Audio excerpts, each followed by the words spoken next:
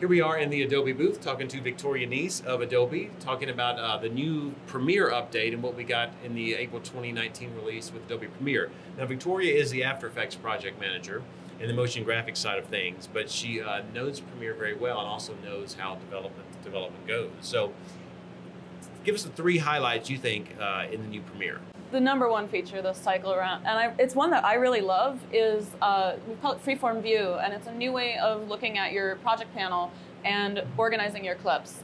So it's more like a visual storyboard, and it is truly freeform. You can pile things up, rearrange them, put shots you like together, have one big hero shot and then a couple alternates with it. And you can even save layouts, and if you have an assistant editor and an editor working together, they can swap layouts back and forth. It's very cool.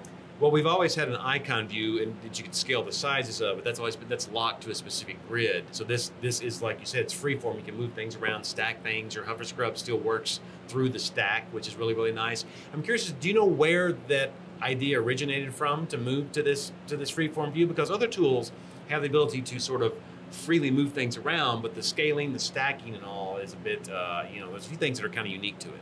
So this actually came out of our Hollywood engagements. We've been working very closely with a couple of Hollywood editors, and we looked at their workflows, what they needed, and then took that and made it something that everyone can use that has a much wider benefit. This isn't just for Hollywood, so it's something that's going to help them, but it's going to help everybody. And it really is a way to storyboard out your project before you even start editing. I do believe Adobe has a relatively new office in Hollywood that you all have opened up with some really nice edit suites in there. So I think that gets Adobe closer to the Hollywood action, if you will. What else was new in Premiere that you liked? So we talked about this with After Effects, but Premiere now has rulers and guides. It's one of the top requested things from user voice. So we've had really extensive user feedback saying we need this, and so that brought it to the top of the list, and it's had great response so far. It's one of those things that seems simple, but is a really powerful workflow tool. So that's new. Well, on the guides for a second, is yes, the ability to get guides from After Effects is great and very good for design stuff when you get good designers doing good work and don't want editors to screw it up. But you can snap to the guides or visual snappers as you move to them, and I think it's one of those things where a lot of people are like, wow, finally after all these years. But there's always finally after all these years, because everything, theory has been thought of a long time ago. But I think the implementation is nice with saving them and coloring them and doing all the stuff that you can do with them, and it'll be an easy it's an easy thing for someone to use that's never used it before. It also helps with design for the new titler that's been in Premiere for a couple of cycles now, which is also a way to create motion graphics templates. Yep. You can use those in both Premiere and in Premiere Rush. And there's some other really nice little features that have come into the titler this cycle. One of my favorites is one that enables you to create a background behind text that scales as the text changes. So you can reuse the same graphic again and again and really quickly create that background without having to go into After Effects and do any complex expressions. Yeah, there were a couple of things in the update like that where there are things that could have been done before and you could have done them before, but adding some stuff to the essential graphics panel just makes it easier and faster, which I think in this day and age is really important thing. Let's talk for a minute about sort of the development cycle of Adobe software. And I ask this because at Post-Production World we had some really well-attended Adobe Premiere classes, but one question that always comes up is stability. When can it be more stable? When's it going to get more stable? How do they make it more stable? From a development cycle, how does the development work, and how do you decide, oh, let's do 100 new features versus let's do one feature and work on stability? We've been really focused on stability and on performance for this past cycle, and that's going to be our biggest focus going forward as well. We're changing the way that we do things a bit, and we've really turned it around. So instead of saying we have to ship 50 features by this deadline, we're saying we have to ship something that is rock solid and performant, and we'll ship the features when users tell us they're ready. And that's actually, for us, just from the development side, that's really exciting to have that opportunity. So we're really looking at how we ship things, how we organize our roadmaps, and we're putting stability and performance first. There's some really great performance improvements in this version of Premiere. Mask tracking is up to 38 times faster. I did a couple side-by-sides, and it's quite a bit faster. Plus, you can, it ships, the new version comes with the preview turned off, so when you make your mask and start to track it, you won't see it updating. You can turn that back on, but that in alone in itself improves the performance quite dramatically from the quick informal test that I did. So that was a nice thing. On the sort of the development side, back in the old days when there was no Creative Cloud subscription and you bought a box of software, it felt like that all the updates were put into a one date and said, we're going to release the update today, and you get thousands of new features in this brand new big box. Now with the cloud, we get more frequent updates, but it seems like we still get these sort of big updates around the trade shows as opposed to other times of the year. Is that a thing where it's still good to market around big updates, or is it just that that's when the big updates are usually ready around trade shows? How do you do that kind of thing? Our teams actually work really closely together, and so one of the reasons we coordinate big releases, is because we actually share a lot of code under the hood.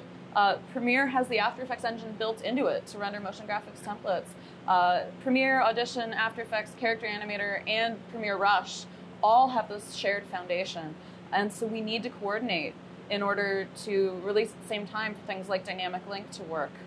So a lot of it's about aligning with the other teams more than big features and flashing lights. But it's a nice opportunity to put some features and flashing lights at the same time. Well, we all know that NAB in Las Vegas, you need flash, so that's one thing that makes Vegas Vegas.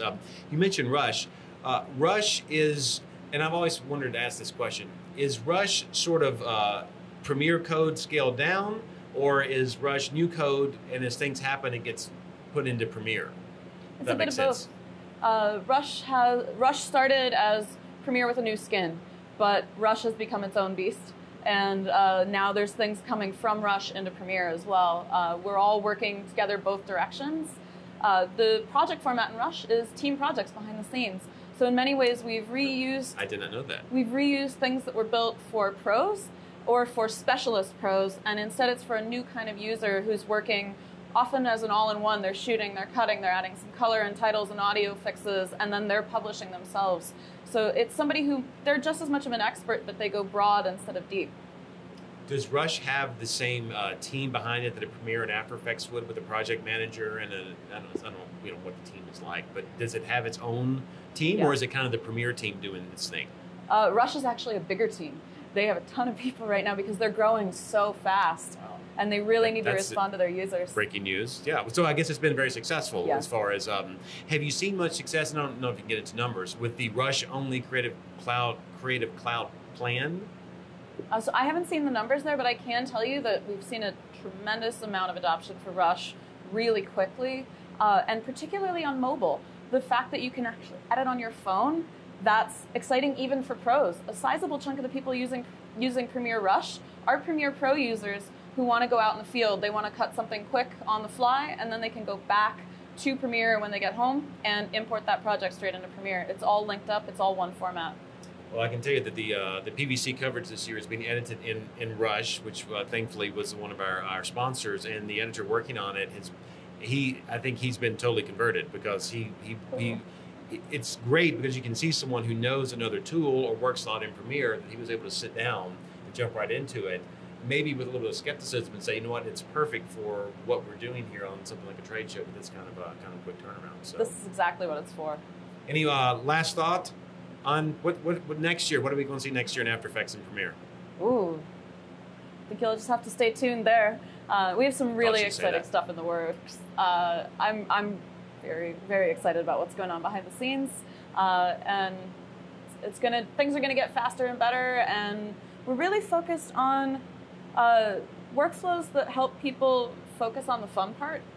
Is really the biggest thing. Is if we can make you faster at the boring stuff, we can automate away all the admin work, all those repetitive tasks. Yeah, I like to hear that. Across the board, we want you to get to do the work that's why you got into this business. And that's really the focus going forward. It's stability, performance, and spending time on the actual creative part of the job. Awesome. Well, thank you much from NAB, and we'll catch up again next year and see what we got. Thanks very much.